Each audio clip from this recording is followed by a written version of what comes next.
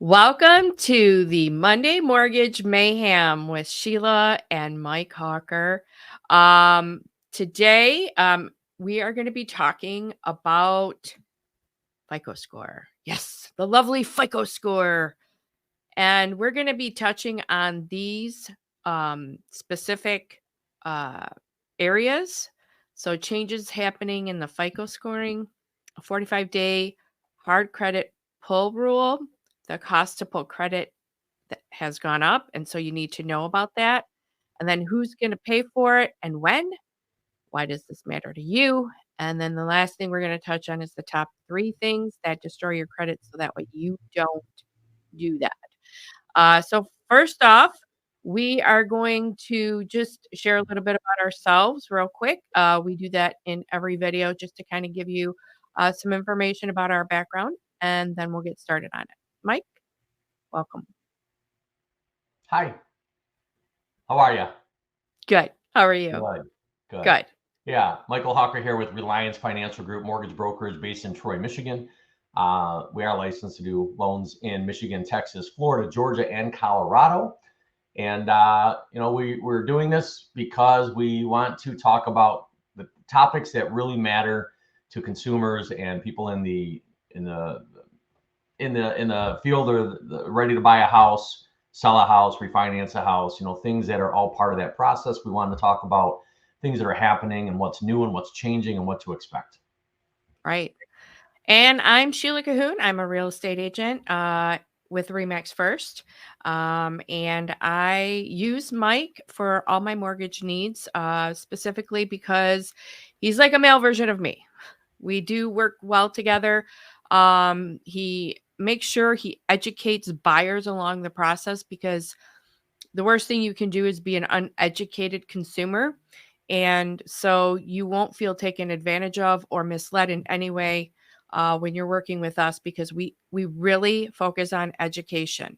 So, and that's why we're here today, educating you about the FICO scores. So, Mike, why don't you go ahead and touch on our very first topic, the changes happening with the FICO scoring.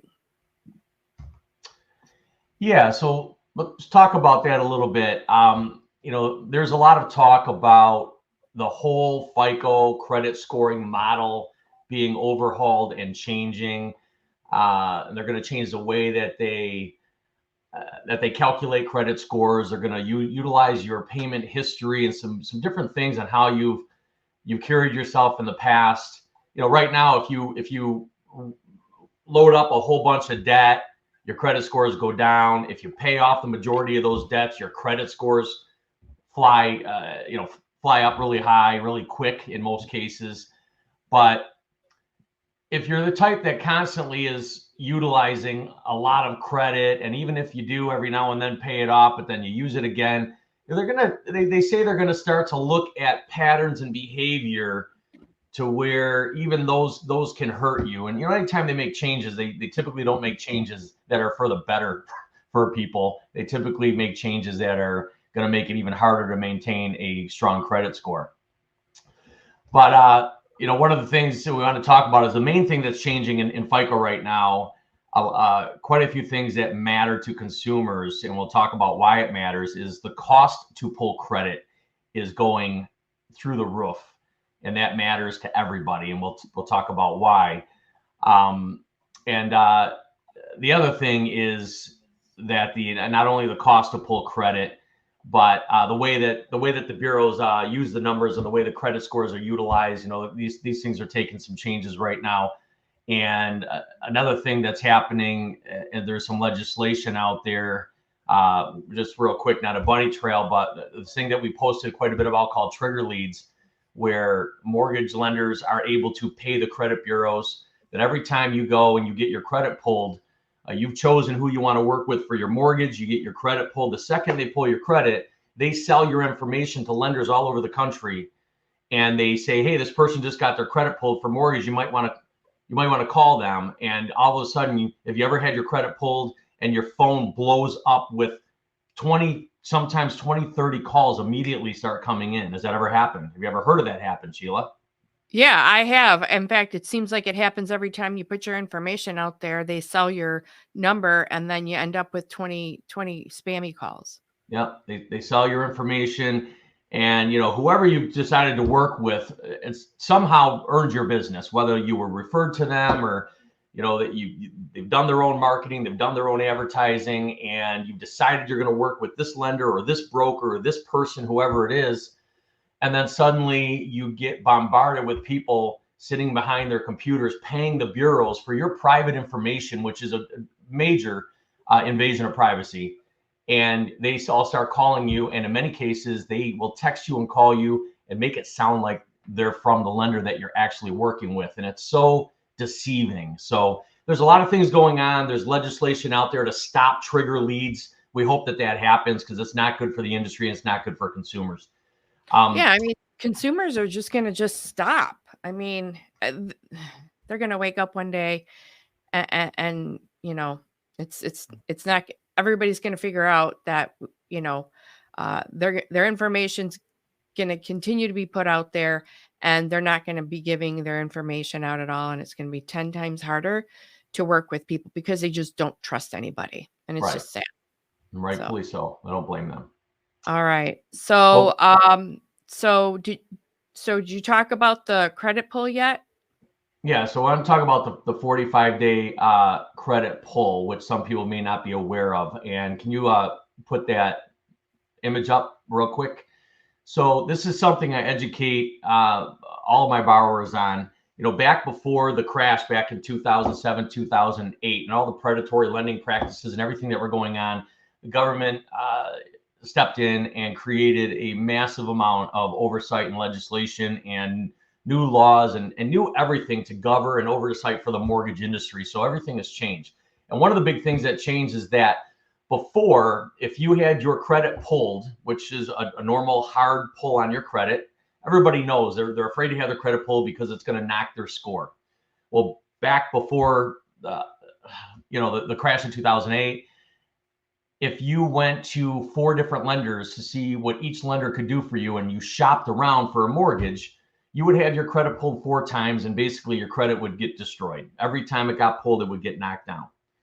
Government came out with a 45-day rule that says, and that article just gives proof that it's from the Consumer Financial Protection Bureau, the CFPB, that looks out for consumers, that you can have your credit pulled as long as it's for mortgage-related services as many times as necessary in a 45-day window, and it will only count as one single pull on your credit. And here's the proof, and here's the website right from the government. Of course, we can trust everything from the government, but that's another story. But no rabbit hole. No rabbit hole. Yeah, no rabbit hole. There's too many rabbit holes. But this is legit 45-day window, and the good thing is that you can now shop around without having your credit destroyed. But with that, we go into our next topic, if you want to bring that up, is the cost to pull credit. And what has happened is the cost to pull credit has tripled, absolutely tripled. Now, what we've been doing as brokers and lenders is we've been able to do pre-approvals utilizing a tri-merge or a 3-bureau soft pull. Soft pull is not going to give you a hard ding, but also what a soft pull was doing was avoiding the trigger leads from happening, because they were only getting your information on a hard pull. So it was nice that we were able to do soft pulls, be able to pre-qualify our buyers, our consumers, and we'd be able to run AUS, automated underwriting system findings, to be able to do those pre-approvals, all without having to do a full hard pull on the credit. So, Mike, I want to just stop you real quick. Can you explain what a hard pull is and what a soft pull is? So a hard pull is what they call a hard inquiry. It will show up as an inquiry on your credit report that so-and-so pulled and looked into your either 1 bureau, 2 bureaus, or 3 bureaus, and it will be a hit on your credit. A soft pull enables a lot of people. The easiest example of who does soft pulls regularly are all the apps that you have on your phone, your Credit Karma, your Experian, your Credit Sesame. Those are constantly doing soft pulls where the bureaus are giving your information of a certain point in time of where your score is at, but it's not a hard inquiry where you're actually applying for something out in the market. So, if you apply for like a Kohl's card or something like that, is that a soft pull? It could be. Anytime I've applied for any department stores, that inquiry always shows up on my credit report. So those are hard pulls. Hard pulls. Now, Okay. maybe some of the department stores are utilizing soft pulls now on their back end, but their criteria for what they're approving you to buy those jeans and get 15% off today, their criteria is different from what a mortgage lender is looking Correct. for, and obviously an automobile lender, they're all a little bit different. Correct. Correct. They all need different things in order to get your mortgage approved or get your financing approved for the auto. So, but I just was trying to get that understanding of what the soft pull and the hard pull was, and allow our viewers to be able to understand that as well. So, Yeah, basically the soft pull is not going to show up as a hard check inquiry on your history. It enables us to get the information we need without it being a hard pull inquiry. But the reason why, yeah, it's great that consumers legally can shop around without destroying their credit. The problem is the cost to pull credit has tripled. Even the soft pulls, which just 2 months ago was $21 to do a soft pull, now costs us as a lender $64 to oh do a my single gosh, soft pull on one borrower. Now, if you have two borrowers on the loan, it costs even more. wow, So and why this matters is because typically when you go to get your credit pulled from a lender, we're all going to pull your credit. If you're shopping around, if you're trying to work with different lenders, we're all going to pull your credit. The only time that we get reimbursed for the monies that we pay to pull that credit is if we actually are the lender and that gets you to the closing table. We get to the closing, it's part of your closing costs, and whatever that charge is, if it's $60, $70, there will be part of your closing costs where you will reimburse us and we get our money back for making that pull. But if you come to us and we pull your credit and then you go off somewhere, we never hear from you again, maybe you decide not to buy a house now, or you go to another lender, we are all out that money. So what's happening, because the cost has tripled, more and more lenders are charging consumers upfront. Now, we're not all doing it. We're not even doing that yet, but it's getting to the point where the bill on pulling credit is racking up to the hundreds and thousands of dollars. And we can only get reimbursed if every one of those pulls goes all the way to the closing table and we get reimbursed. So I what's don't going think most people understand that. You guys pay even before, right? Because it was less of a cost. It's more expensive now. But even before, you guys are pulling credit, and you paid for it. But then, if people didn't get to the closing table, you ate that cost, right? correct? And Every so, penny. I need people to understand that, because there is money being put out for your information, and it's a good idea to stay with the person, the mortgage person that has done that for you, because they have invested that time and money into it. I and I'm going to bring up a quick topic that we're not going to. We are going to talk about why it's better to work with brokers, but this is why, because the brokers get to shop around. Where if you go to like a bank, right? The bank's going to only use their lender, right? Is that correct?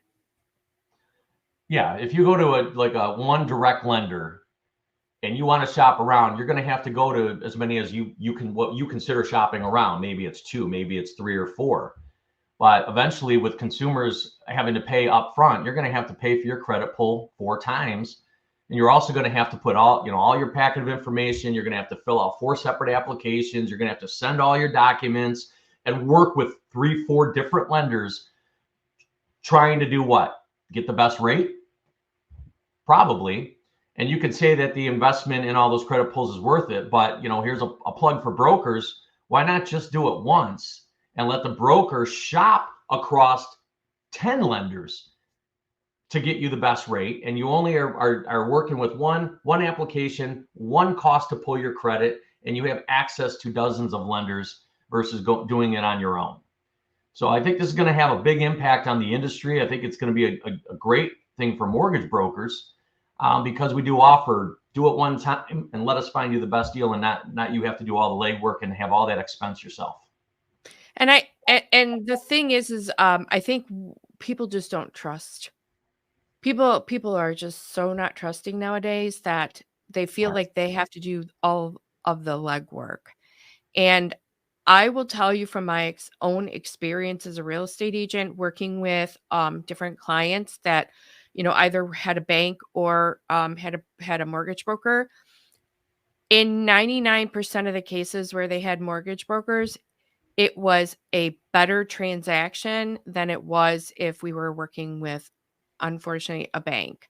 And it just was a smoother transaction. They were able to get the different information, right? The mortgage broker was able to go out and get the best rates for them. Um, and overall, we closed a lot more quickly, and Right. the information just was a lot cleaner and done more properly. It seemed we didn't run into extensions as much when I've worked with mortgage brokers, if at all. In fact, when I've worked with you, I don't think we've had not one single extension that we've had to do, and you've gotten it done before that actual closing date. So, just in general, from my own experience, I've seen mortgage brokers are much better in getting that mortgage package done properly, correctly, and with great rates. So, Yep, we get it all done. right. So the next, so then who did you go over who pays for it then and when? And yes, you did, because Yeah. you said they're now going to have to pay for it Yeah, in the beginning, right? more lenders and even brokers are charging clients upfront. So if you're going to get the industry eventually with these costs, it's going to have to be passed on. It's kind of like appraisals. Why do you have to pay for? Excuse me. Why do you have to pay for the appraisal up front? Because if that house doesn't appraise and it never goes to the closing table, and you go on to another house, who can afford to pay $550 on average for every single appraisal?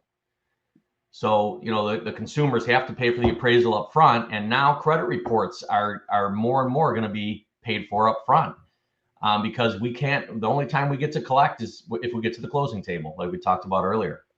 I just feel like the industry is going to change even for real estate agents. Yeah. Yeah, yeah. There's a All lot of right. change. So then, so why this matters to you, because you got to have that money up front, just like you do for an appraisal. You got to have now that money up front to do that credit pull. So, Right. all right. So you better do it Um, once than pay multiple lenders 3, 4 times. right, right. So, okay. So the last thing we're going to talk about is the top 3 things that destroy credit. Yeah, there's still a lot of mystery on what's destroying my credit. I don't understand why it's this. I won't. We hear a lot of responses like, yeah, I just missed this one car payment. I mean, missing one car payment is not going to take a credit score down into the 500s. There's usually multiple factors, but what I wanted to talk about really are the top 3 things that can destroy your credit. But also, these are the top 3 things that if you don't do these, or you do it the right way, the top 3 ways to improve your credit or increase your credit. And everybody's trying to use AI for different things. I went to AI and said, please make me a nice illustration on these top 3 ways to destroy your credit. And yeah, this is what it came up with. This isn't this is this It's is amazing a how smart yeah, AI is, but it doesn't know how to spell. this is a suggestion to not use AI, right? Right. So sometimes less is more. We've all heard that saying. So if you want to pull up this, here we go. Less is more. Top 3 ways to hurt your credit scores. And this is it right here. One of the largest is in the middle is derogatory circumstances. What would that be? That would be a bankruptcy. If you file bankruptcy, you can buy a home with an FHA loan after only 2 years, and you can buy a home with a conventional loan after only 4 years. So bankruptcy is not the absolute end of the world, but it is a derogatory thing that can cause some issues when trying to apply for a mortgage. But derogatory would be foreclosures, things sent to collections, repossessions, bankruptcies. Those are all derogatory circumstances that will plummet your credit scores in a hurry. The other thing on the left here, the late or the missed payments. Later missed payments are bad because if you're struggling to make a $35 minimum payment on a credit card, why would a lender have confidence that you're not going to struggle to pay a $1,500, $2,000 a month mortgage? So later missed payments are going to hurt your credit, but they're also a really strong indicator that you may be a credit problem. So you definitely don't want to make any late payments on anything. And then the last one is the high credit utilization. And basically all this means is that if you have a credit card that has a $10,000 open line of credit, you want to keep that ideally to less than 10% usage. So that would be $1,000 or less on $10,000 available. But when you have all your credit lines maxed out and you're constantly opening new credit cards, that will destroy and plummet your credit as well. The best thing you can do is use less than 10% or use none. And with that, I'll tell you, just from experience, I'm not a financial advisor. I'm not licensed to give financial advice except on the mortgage side. But the best thing you can do is have a whole bunch of lines of credit and credit cards available to you and not use them. But people think that, well, if I close these cards, if you close your cards, your scores are going to go down. Yep. Because We if just you talked had about this. We just talked about this. I have another interview I do every other Wednesday with Kate, EQ Yep, Money, and she said the exact same thing. Yep. yep. She does financial advice. So yeah. Yep. Keep those lines of credit open and not used. Keep them open, and your credit scores will go up pretty quickly. But these three things are the biggest that bring those scores down. So obviously, these are the three things that you can do to bring your scores up. Don't make late payments. Don't get these derogatory circumstances, and don't, as long as you can help it, don't max out those credit cards. Exactly. Great advice. Great advice, Mike. So we are now at the end of our interviews, talking about FICO scores. And I just want to share with you Mike's information. You can scan the QR code here for Mike's website. And here's his phone number if you want to give him a call. If you are interested in working with a great real estate agent, here's my information. And you can check out my Google reviews here. And then next Monday, we're going to be talking about this closing packages. So what's in a closing cost package? So the difference between closing and loan costs and total closing costs, the right side will always be the same, and so on and so forth. Tax prorations. There's so many line items in the closings that it's better to really understand them. And as a real estate agent, I usually go through them when we get to the end of the transaction. I go through the seller statement, settlement documents, and the mortgage person usually goes through it with me to make sure that we're all lined up. So, but any closing thoughts, Mike? No, just on that, we're going to talk about the things on a closing cost package, or basically even your initial loan estimate, on how to really know who's giving you the better deal if you are shopping multiple lenders. What parts of that loan estimate truly differentiate what you're getting from one lender to another, and what part of that thing is standard, will be the same no matter who you deal with. So it's important to understand that. And the thing about the closing costs, a lot of times, I hear somebody say, oh yeah, or I see a lot of people advertising online, oh yeah, rates are 5%. Rates are not 5%. But what you'll find out when you get a loan estimate from that lender that promised you a 5% is a massive amount of points costs, or something that they didn't tell you about or misled you about. And that's the things that you have to look out for. So we're going to talk about that on our next call. It's very, very important. It differentiates everything that makes a difference when you buy a house. Yep. So remember our Monday Mortgage Mayhem every Monday at 1 o'clock. We always want to make sure we are bringing education to our clients, to our potential customers. We just want to really give value to you every week, every time we talk to you, so that way you don't feel like you have been misled in any way. So if you have any comments or questions about this particular topic, feel free to share them in the comments, or the if you're on Facebook or YouTube, in the comments. Make sure you call us if you have questions, or you can comment. Any closing thoughts, Mike? That's it. Nope. Thanks for All tuning right. in. See you next week. All right. Take care. Bye bye.